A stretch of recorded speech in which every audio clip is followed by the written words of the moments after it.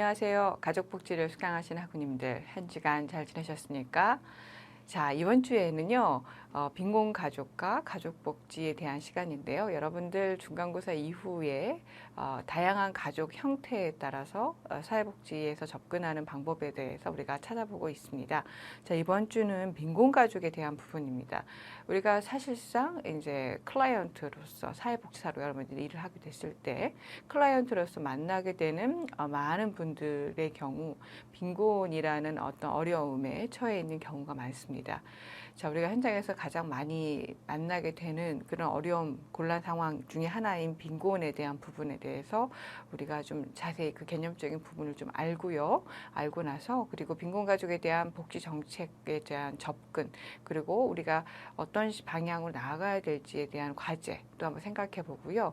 그리고 사실상 빈곤과 가장 밀접하게 연관된 부분이 이제 실직에 대한 부분입니다. 특히 이제 가장의 실직에 관한 부분은 빈곤으로 이어질 수 있는 어떻게 보면 굉장히 악순환이 될 수 있는 부분이기 때문에 실직에 대한 개념도 별도로 우리가 좀 다루고 그것과 실직 가족에 대한 접근을 어떻게 하면 좋을지 이런 부분도 함께 사회복지 측면에서 다뤄보도록 하겠습니다. 자, 오늘 그래서 배우실 내용은 보시는 바와 같이 빈곤 그리고 빈곤 가족의 개념에 대한 부분을 설명을 드리고 그리고 빈곤 가족의 문제와 복지 정책 그리고 과제, 실직 가족에 대한 부분으로 오늘 수업을 진행하도록 하겠습니다. 자, 본격적인 수업에 들어가도록 하죠. 빈곤과 빈곤 가족의 개념.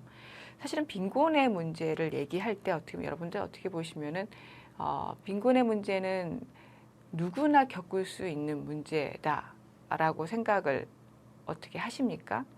예, 누구나 겪을 수 있는 문제입니다. 건강의 문제와 마찬가지입니다. 빈곤을 원해서 빈곤을 향해서 나아가서 그 목표로 그걸 얻어내는 사람은 아무도 없죠.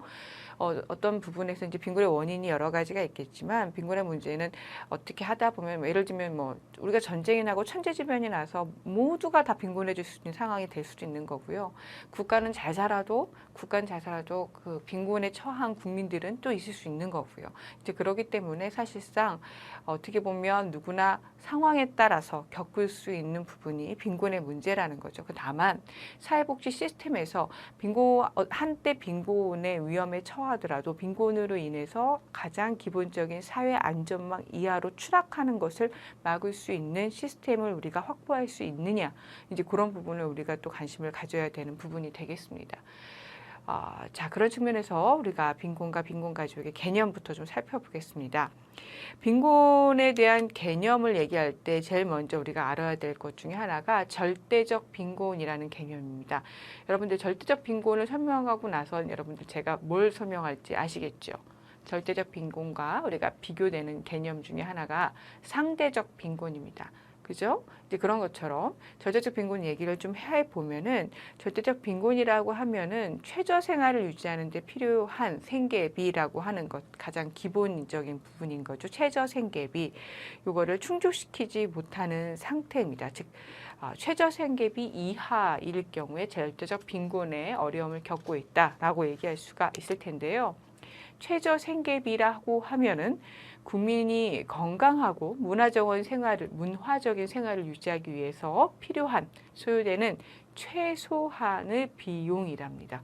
그래서 최저 생계비를 기준으로 해서 그 가구당 얼마가 책정이 되죠. 매년 그건 좀 다릅니다. 그래서 최저 생계비를 이제 보건복지부 장관이 매년 9월 1일까지 중앙생활보장위원회의 심의 의결을 거쳐서 다음 연도에 최저 생계비를 공표하게끔 되어 있습니다. 3년마다 계측조사를 실시하고 있고요. 이렇게 해서 올해의 최저 생계비 기준이 제시가 되면 이제 이제 1인 가구의 최저 생계비, 2인 가구의 최저 생계비 이렇게 가구 인원수에 따라서 최저 생계비가 다르게 책정이 되죠.